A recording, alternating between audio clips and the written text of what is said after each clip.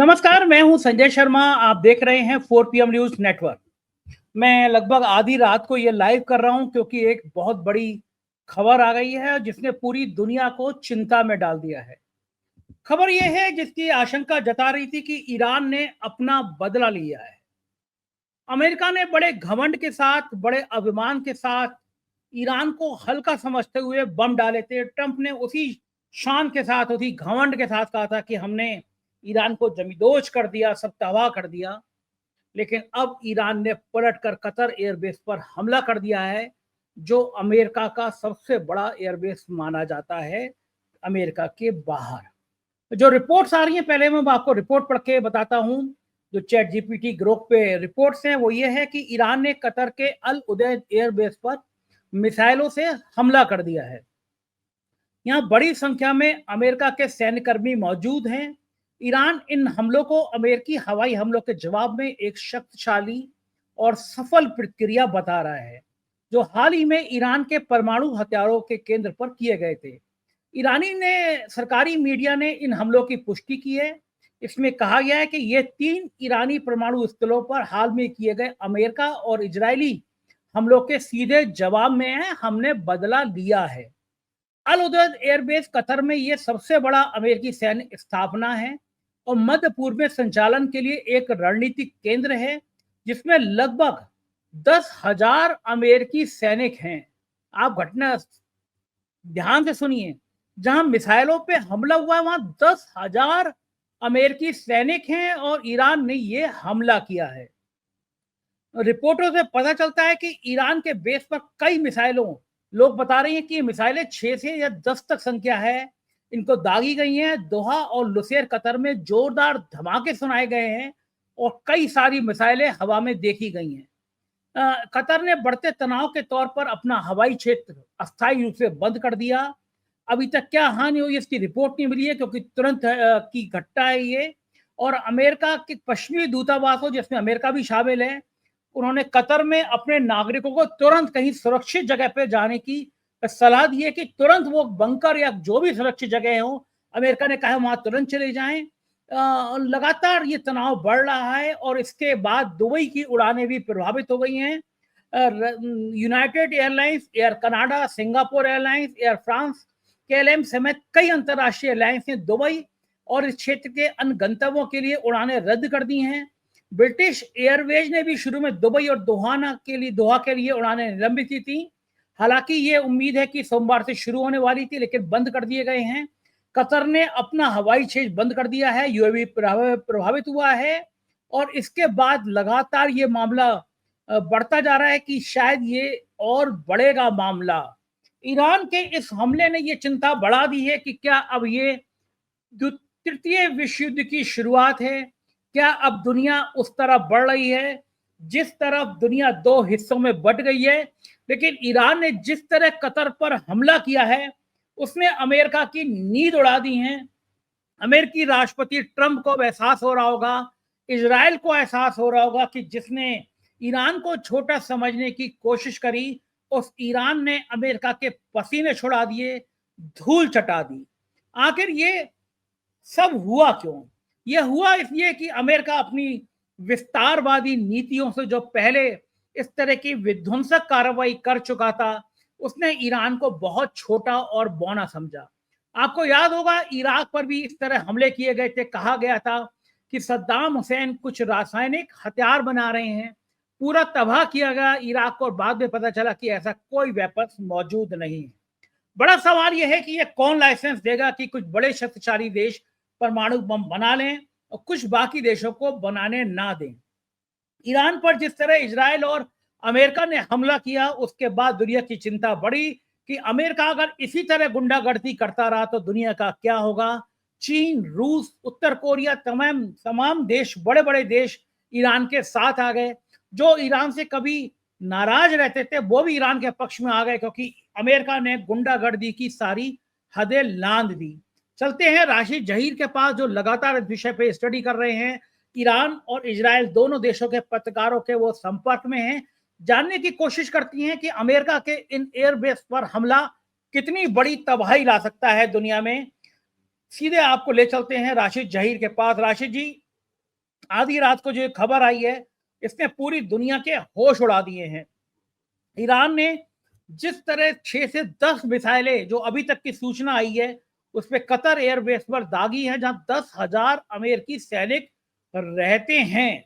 इसका मतलब एक बहुत बड़ी तबाही अमेरिकी सैनिकों की हो चुकी होगी। और मैंने आपसे कुछ देर पहले जब हम लोग वीडियो रिकॉर्ड कर रहे थे, तो मैंने ये कहा था, इराक में भी ये हुआ था कि जब अमेरिकी सैनिकों की लाशें वापस आई थी, तो अमेरिका के अंदर गुस्से का उबार फैल गया था।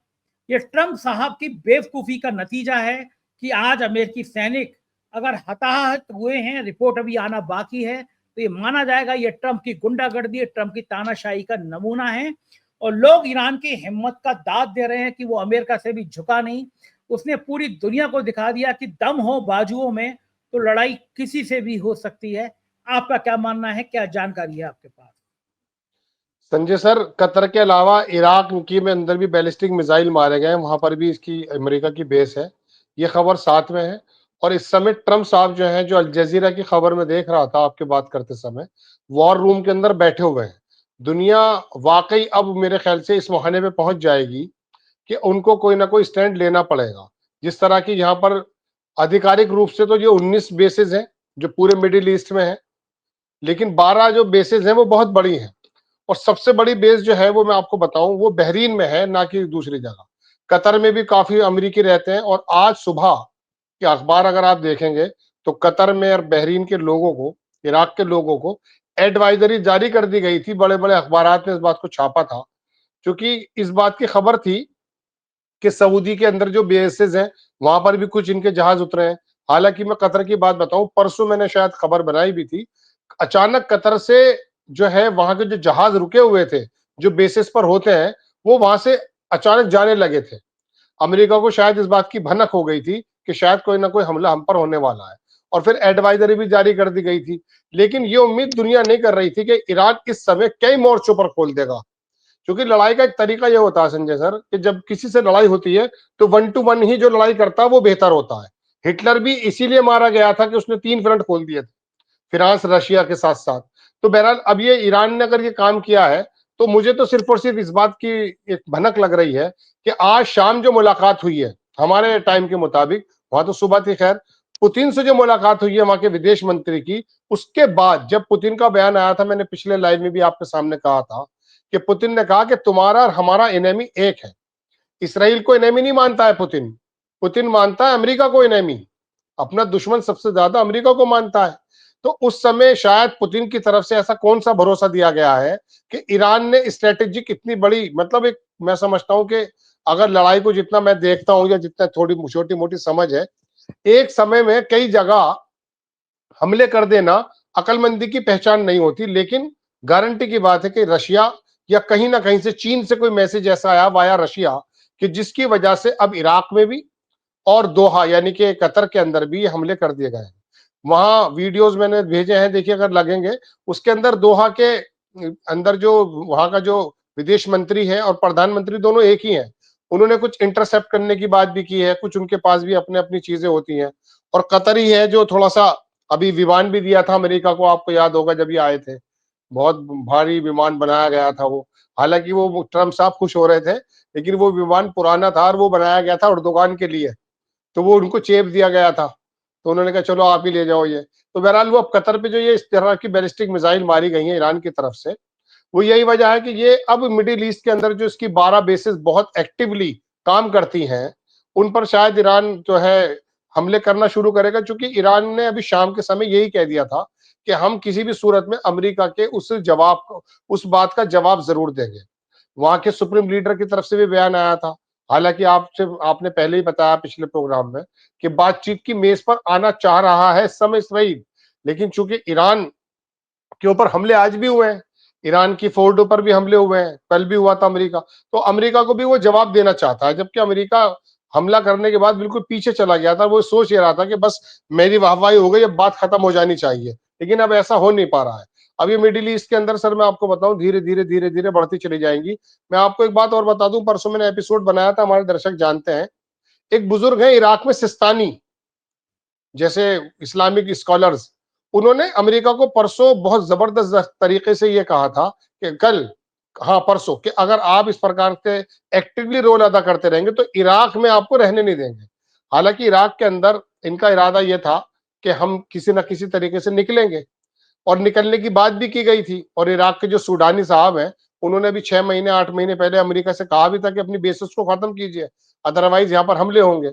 और इसी तरह से इसकी जो सीरिया के अंदर भी दोपहर हमला हुआ था, लेकिन हम उसको बहुत ज्यादा लाइट ले रहे थे, वो थोड़े से बम वगैरह मारे गए सीरिया में, उसको ज्यादा नोटिस नहीं किया गया। लेकिन अब ये बैलिस्टिक मिसाइल जो सर मारे गए कतर के अंदर और पूरी सड़कों पर दिखाई दिए हैं, और उनकी बेसिस पे जो भी हमला है वो सीधा अमेरिका पे हमला है।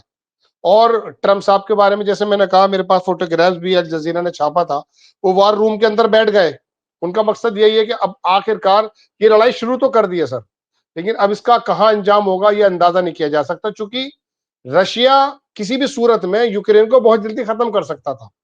इतने साल जो लग गए उसकी वजह यह है कि नेटो के तमाम और अमेरिका की तरफ से जो उसको मदद मिल रही, यूरोप की तरफ से जो मदद मिल रही थी, अब अगर इराक को, सॉरी, ईरान को यह मदद मिलती रही तो मैं आपको बता दूं 6 महीने की ताकत तो उसी के पास थी लड़ने की।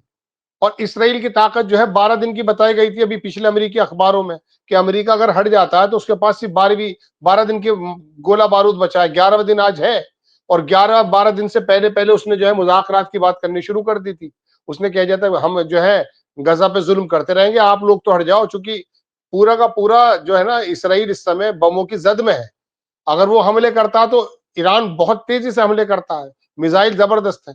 अब एक साथ में खबर में सर आपको और बता दूं, एक्चुअली बात यह है, नेटो मुल्कों की जो एक तंजीम है वो बहुत परेशान है इस समय, क्योंकि ट्रम्प साहब का जाने का प्रोग्राम था हैग में नेटो की एक पूरी वो होने वाली है मीट।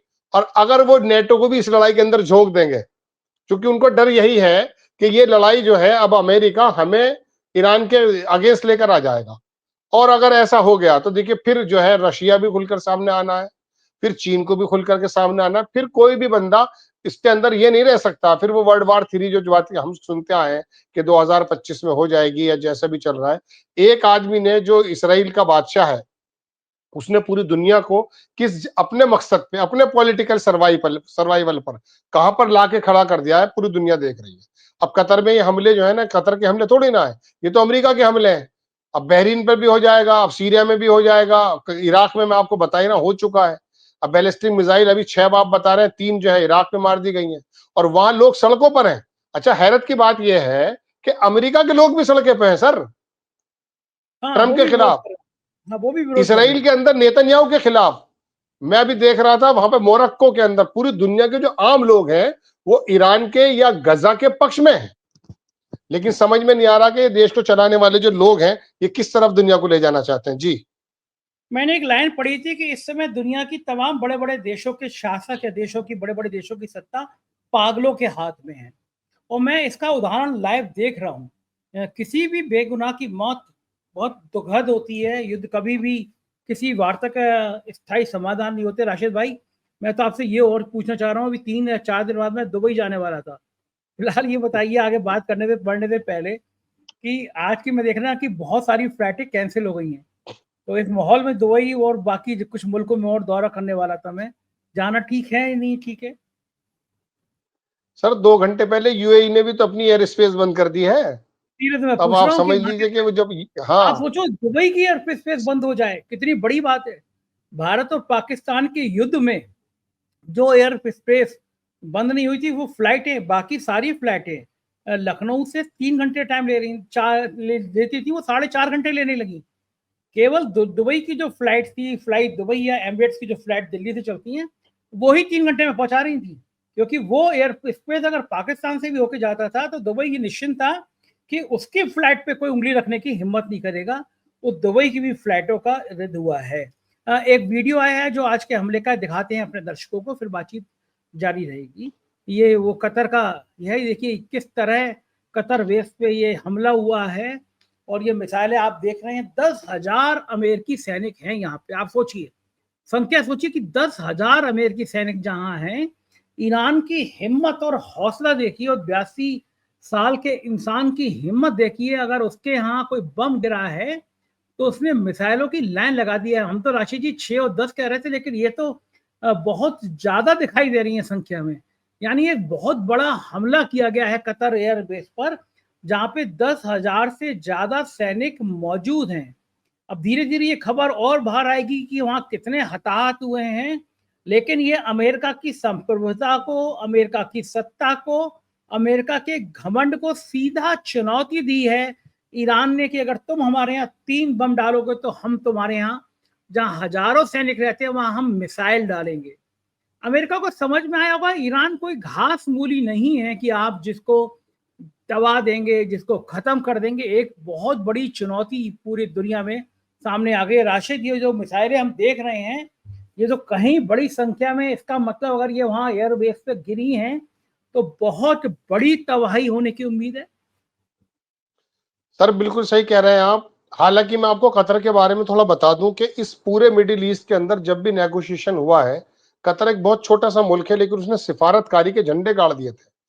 दोनों लोगों को मेज पर बिठाने के लिए इसने ऐसा काम किया था, चाहे वो कोई भी पक्ष हो।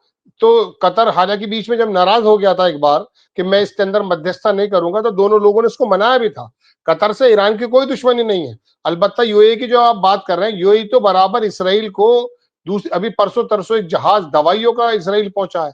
और यूएई ने जो है इसराइल सॉरी रशिया की और यूक्रेन के बीच में जितने भी ये बंदी ट्रांसफर हुए हैं, जो सिपाही इनके जो सोल्जर्स ट्रांसफर हो, उसको यूएई अंदर रोल अदा करता रहा है। तो इसमें यूएई से या कतर से कोई दुश्मनी नहीं है ईरान की। अभी ईरान का जब आप बात कर रहे थे तो मैं मैसेज पढ़ रहा था, उसके अंदर ईरान के लोगों ने यह कहा कि हमारा ये व्हाइट हाउस का मैसेज है। आईआरजीसी ने स्टेटमेंट दिया है सर कि targeting empty US military basis. देखिए एम्प्टी लिखा है यहाँ पर। मैंने भी आपको परसों भी कहा था कि उसके जो कतर के विमान खड़े थे, अमेरिका ने हटा लिए थे। तो कह रहे targeting empty US military bases in the Middle East, our message to White House and it allies is clear. उसके दोस्तों को और व्हाइट हाउस को बिल्कुल हमारा मैसेज क्लियर है। Iran will not leave any attack on its sovereignty territory unanswered. और ये अंदर मैंने एक वीडियो और भेजा, शायद लगा पाए हमारे एडिटर। उसके अंदर जो मॉल्स हैं वहां पर भी भगदड़ मची हुई है सर। तो कतर से कोई लड़ाई नहीं है। दरअसल अमेरिका को यह बताना है कि अब आप यहां सेफ नहीं है। और ये मैसेज खाली ईरान का नहीं है सर, इसके आगे थोड़ा सा आगे सोचने की जरूरत है। ईरान पर हमला तो हुआ है, लेकिन ये पूरी की पूरी मिडिल ईस्ट से अगर खदेड़ने की बात है, तो खाली ईरान नहीं खदेड़ सकता अमेरिका को यहाँ की उससे। इसका मतलब यह है कि रशिया और चीन का कोई ना कोई उसके पास मैसेज मिला है। मैं आपको शुरुआत में मैंने अपने वक्तव्य में कहा कि विदेश मंत्री अगारची ने जो बात की पुतिन से, तो पुतिन ने पहला शब्द ये कहा कि आपको चाहिए क्या क्या, ये बताइए आप। तो उसने कहा एयर डिफेंस सिस्टम चाहिए, इस तरह की हमें एक्सेस चाहिए ताकि हमें पता चल पाए। तो उसने वो जो बात कही, जो मैं दोबारा बता रहा हूं कि हमारा और तुम्हारा दुश्मन अलग अलग नहीं है। और बात भी सर यही है। देखिए आप चले जाइए ऑस्ट्रेलिया, आप चले जाइए न्यूजीलैंड, आप चले जाइए आप स्वीडन, पूरी दुनिया में शांति है। इसी मिडिल ईस्ट के अंदर जब से अमेरिका यहाँ आया हुआ है, तब से सर ये पूरी की पूरा रीजन जो है ऊपर नीचे हो रहा है। इसराइल का जब से यहाँ उदय हुआ है, पूरा का पूरा रीजन खराब है। तो अमेरिका की बेसिस यहाँ पर है क्यों? अभी सर मैं आपको एक बात और कहकर आपको आप दूसरा सवाल कर लीजिएगा। मैं आपको बताऊं, जब ये सीरिया के अंदर अभी आया था जोलानी, सर ये बेसिकली जोलानी जो है, ये गोलान हाइट जो है ना, गोलान हाइट्स, ये सीरिया और अमेरिका के बिल्कुल बीच में एक पहाड़ी हाइट्स है। इसको गोलान हाइट्स बोलते हैं, गोलानी हाइट्स। ये पिछले दिनों सर इसने कब्जा कर लिया था और ट्रंप ने सबसे पहले से इसराइल का हिस्सा मान लिया था। हालांकि ये एरिया जो है सारा का सारा सीरिया का है। ये गोलान में पैदा हुआ था। अब वहां चूंकि जी नहीं बोला जाता, जी फॉर गॉड, तो इसलिए इसका नाम जोलानी पड़ा है। ये फिर सऊदी अरब चला गया, फिर ये अल यूसरा एक फ्रंट था आतंकवादी, उसके अंदर चला गया। अब आकर के जो ये आकर के वहां रहा, तो वहां पर सर एक खास ये बात है कि टर्की का इसका बहुत अच्छा कॉन्टेक्ट हो गया। वहां सर एक पीके के एक बहुत बड़ा ग्रुप है। वो पीके के आप सुनते होंगे कि टर्की के अंदर भी वो लोग कुर्दिश है, कुर्दिश। ये कुर्दिश सर वो है कि कभी किसी जमाने में सलाउद्दीन अय्यूबी का नाम मुस्लिमों में बहुत है, जिसने बैतुल मुकद्दस को फतेह किया था, उसकी बिरादरी कहलाती कुर्दिश। और ये सर टर्की के अंदर बहुत ज्यादा परेशान करते हैं। यही लोग दरअसल सीरिया के अंदर हैं। तो उनका ग्रुप बना हुआ था पीके के करके। इसका जो एक आदमी था, उसको टर्की ने एक जजीरे पे कैद कर रखा था। उसको वापस बुलाया गया। वापस बुलाने के बाद फिर वहां पर यह हुआ कि सीरिया की और टर्की की बात बहुत अच्छी हो गई और टर्की ने कहा कि आप लोग यहाँ पर लोकल इलेक्शन लड़ करके पार्लियामेंट में बैठे। चाहे वो सीरिया हो, चाहे वो टर्की हो, आप लड़ाई क्यों करते? तो सर उन लोगों ने दरअसल अपने जो है हथियार डाल दिए थे, उनको सपोर्ट करता था अमेरिका। अब वो जब वही लोग चले गए तो वहां उसका कुछ बचा नहीं।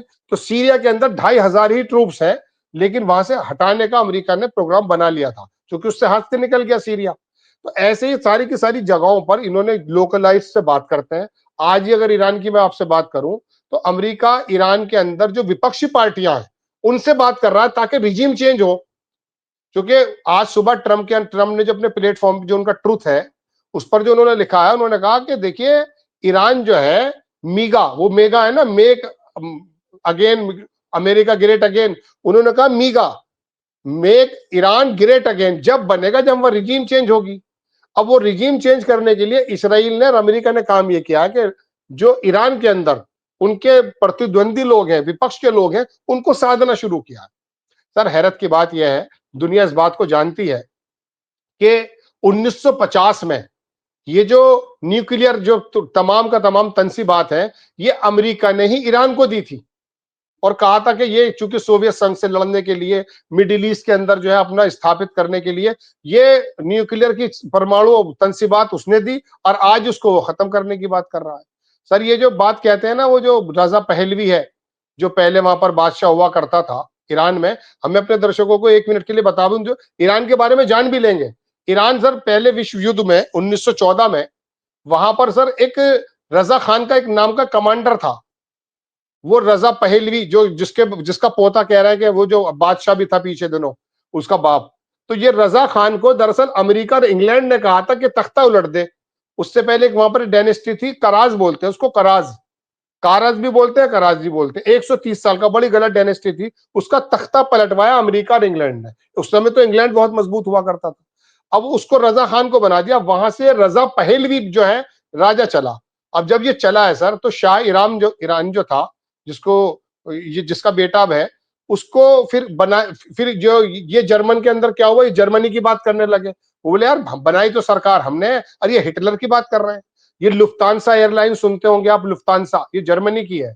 तो उस जमाने में इंपीरियल एक एयरलाइंस हुआ करती थी इंग्लैंड की, उसको मना कर दिया उसने रजा खान ने और लुफ्तांसा को ले आया। तो बोले यार आदमी हमारा है और बात कर रहा है ये हिटलर की और जर्मन की, उसे भी हटाया इन्होंने। फिर उसके बेटे को लेकर आए जो शाह ईरान था, शाह ईरान को इस शर्त पे लेकर आया कि तुझे अपने बाप को वतन बदर करना पड़ेगा। उसने अपने बाप को निकाल दिया सर, फिर वो बादशाह बना रहा। उसकी जो कब्र है वो मिस्र में बनी रही, जमाल अब्दुल नासिर था वहां पर। बहरहाल उसका बेटा भी है, पोता, जिसको लाने की बात कर रहे हैं। तो बात यह है सर, ये देखिए सरकारें खुद खुद बदलते हैं, सरकारें खुद लेकर आते हैं, सारे हर काम खुद जगह करते हैं। वही। और देखिए वो जो मॉल का वीडियो है वो सामने आ गया है, यहाँ पे लोग भगदड़ मच रही है। मैं दिखाता हूँ अपने दर्शकों को कि किस तरह वहाँ पे कतर में हंगामा मचा हुआ है। ये मॉल की तस्वीरें देख रहे हैं आप, कतर की है। वहाँ पे मिसाइलों के हमले के बाद हड़कंप मच गया है, ये मिसाइलें गिरी हैं कतर में। वहाँ का वीडियो बताया जा रहा है, हम अभी पोस्ट नहीं कर रहे हैं, लेकिन वहाँ भगदड़ मची हुई है हर जगह कतर में।